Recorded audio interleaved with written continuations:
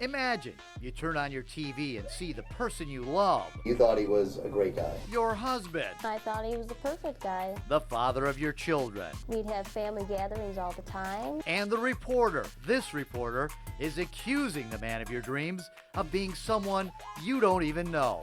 You're a crook.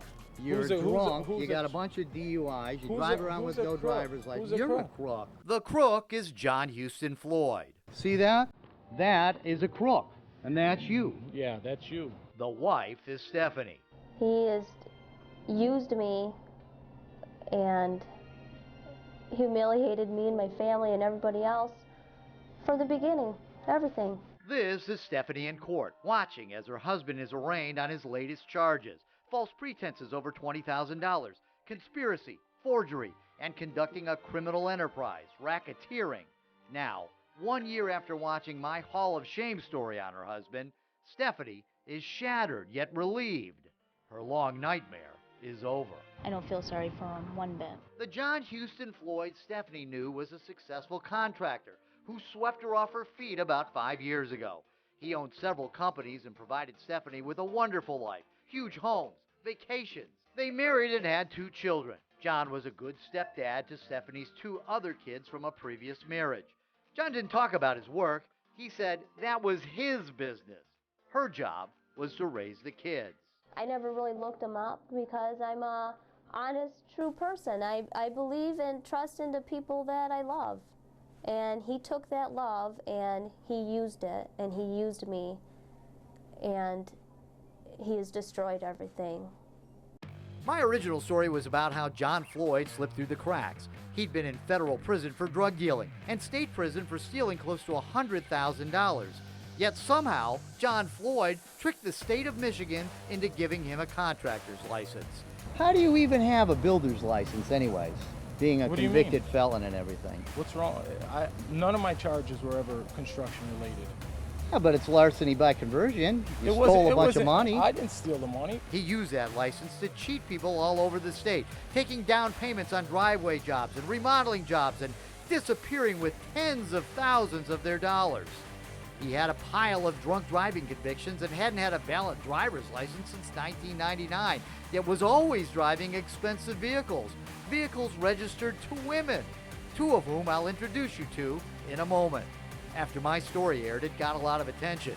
Soon, the cops and the courts put the pieces together, and John Floyd was sent to prison for his past DUIs. Stephanie didn't even know her husband John was going to prison. Turns out Stephanie didn't know a lot of things about John. Soon she found a stash of cell phones, a bunch of papers with companies in her name, companies in her family's name, cars in her family's name. She even found a life insurance policy taken out on her father. The beneficiary? John Houston Floyd. Stephanie called me. I am a victim just like everybody else. My children are victims. My family is victims. And Stephanie called the police. Rochester detective Jeff Furman says he looked into Floyd's past and found every aspect of his life. I mean, he was lying to whoever he had to, people that were close to him, family members, doing anything he could to get something from him. Usually that was money. The detective was already investigating Floyd. The info Stephanie brought to him was a nail in the coffin. But Stephanie Floyd wasn't the only woman who contacted me. You apparently were just watching TV or looking on the internet, and you saw that I had done a story on John Floyd. And what did you think when you saw that? I thought, thank God, finally somebody caught him and is speaking up. This is Jennifer. And this is Valerie. So this guy could just charm anybody. Anyone, yeah, anyone. They say John Floyd used them and their names and left them both high and dry. He was going to fix up your house, but you had to take out a car in your name and give it to him. Yeah, and he'd make payments. Floyd had convinced Valerie he was a rich contractor, just like he did Stephanie. She never doubted him. Then the next thing I know, he crashed it, abandoned it, and then he was trying to get me to say that I did it. So you had a car repossessed because of him? Yeah. A car you never even drove? Yeah. So he tricked you? Yeah. I ended up signing a lease for a brand new vehicle for him. Jennifer says she met John Floyd more than 10 years ago. He did some work around her house as a favor, then wanted a favor in return. her signature on a lease for what was supposed to be a work truck.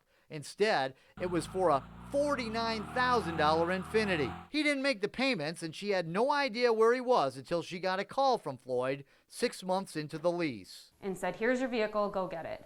And then when I did, it was a mess. Trash. It was trashed. The inside was trashed. She was sued by the leasing company and now owed $50 grand on a car she never even drove. John Houston Floyd. Mr. Floyd, this is case number 17-00834. Which brings us back to court. You are being charged in count 4 with criminal enterprises or conducting a criminal enterprise, which is a felony. That felony is punishable by 20 years in prison. The Attorney General's office is charging John Floyd with the same types of crimes they would a mobster, the leader of a gang. There are many victims, many crimes. We have about as strong a case as you could possibly get. The damages to different people through different counties, Washtenaw, Wayne, Oakland, Macomb, it's just widespread deceiving of people. He picks the right person to prey upon. But perhaps the saddest part of John Floyd's tale, He has no heart. He just doesn't care. is that it took a TV story to unmask a monster that had fooled the person who trusted him the most, his own wife. He really conned me, and nothing is more heartbreaking to realize that you've been fooled by somebody that you loved. For now, John Houston Floyd is here in the Oakland County Jail, and he's in the Hall of Shame.